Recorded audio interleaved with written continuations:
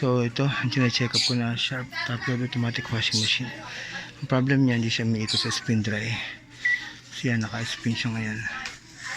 So umiikot yung wash niya, nagwawash siya.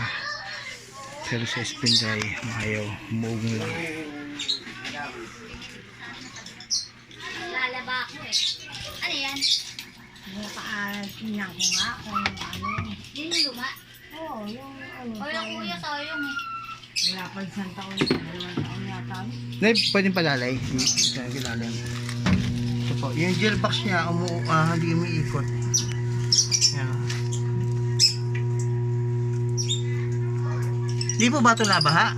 Hindi. Pero saan po ito nakalagay? Sa ano namin. Usually po kasi ganyan nagkakaganyan kapag ano gel,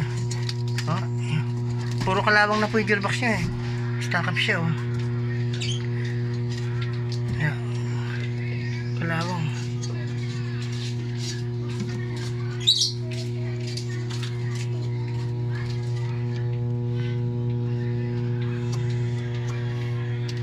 Yun na, stack up yung gearbox niya. Yun na, stack up yung gearbox.